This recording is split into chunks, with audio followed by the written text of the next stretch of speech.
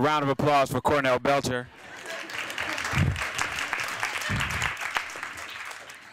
At this point, I think that Cornell is going to go through the PowerPoint. I think it'll provide some context and be great as we begin to open the floor to questions from the audience. Please. Well, of course, I'm always your second fiddle. Well, thanks for having me. A couple things going into this conversation. I want to go back before I go forward. Because I've just ended something that was special in my life, and I'll never probably have anything that special again.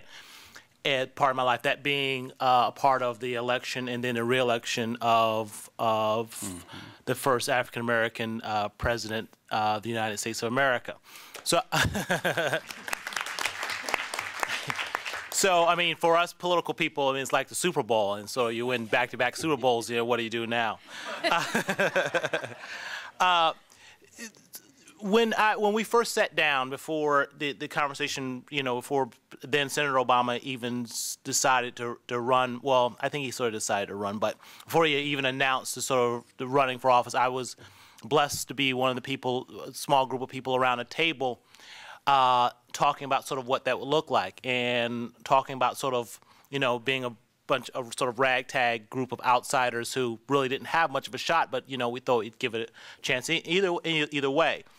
And at that time, the president talked about, well, the senator talked about, and we talked about the need to change the face of the electorate, and that sort of broaden and expand the electorate. And most of us sort of in politics sort of kind of laugh at that because, you know, changing the face of the electorate is a really hard thing to do. Get, you know, 1 or 2% of voters to sort of change or move or even come into the process is a really, really tough thing to do. It's something that typically never happens.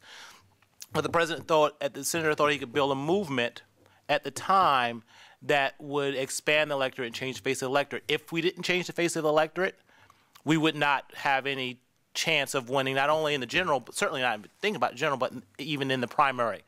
If we weren't bringing in new people and expanding that electorate, we would have absolutely no chance of winning the primaries, and certainly not the general.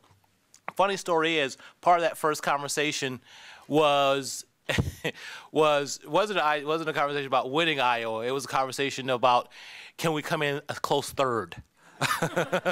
If we just come in a close third in Iowa, we could perhaps go on to the next state. And we all remember that Hillary actually wasn't even really the favorite in Iowa that time. It was actually, what was that guy's name?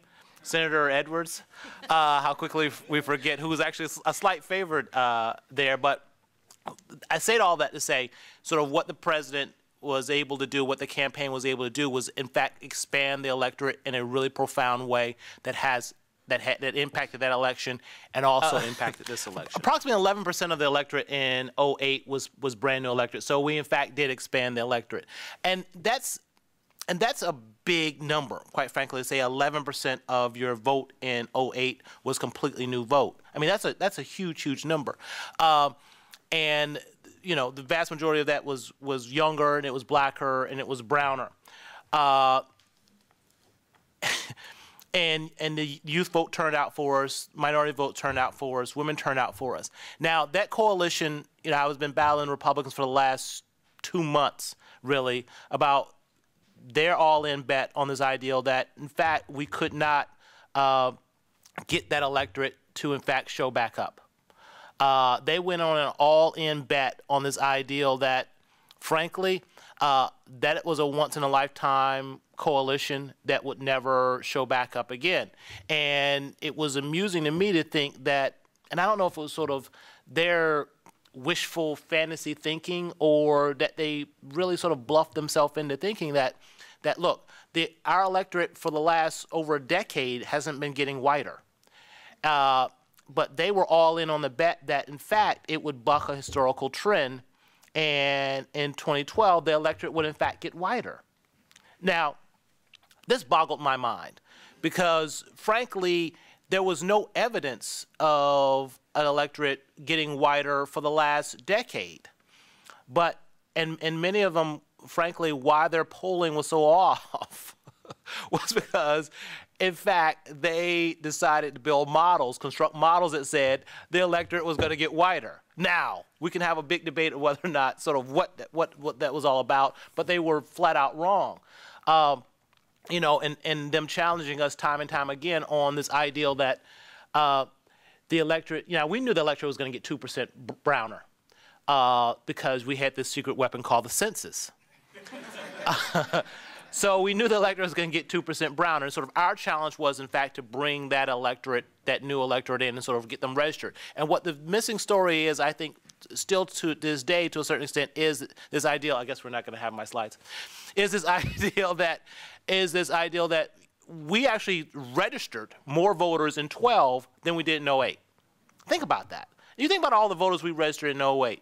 We actually registered more voters in 12 than we did in 08. Because it was about us keeping up with this changing demographic and bringing more voters into this process. And then us targeting these voters, you know, we beat up on their campaign a lot, but give some kudos to the campaign because we understood early on that we were not, in fact, going to win more white voters than we did in 08. So if you start with that assumption that you're not going to win more white voters than you did in 08. In fact, you probably won't win as many white voters as you did in 08. It's kind of bleak, and it's kind of a quiet conversation mummer goes around the table. So what you have to do is have to make up for it. We can't have drop-offs in minorities. You can't have drop-offs in youth, and then you have to hold the line with some group of white voters. That group being white women, particularly younger white women. But also the interesting thing is, and this goes against this ideal that we are a right or a far right or even a center right country, is that that moderate swath of voters in the electorate. You know, the plurality of voters in our electorate are in fact consider themselves moderates. We won moderate voters by 15 points.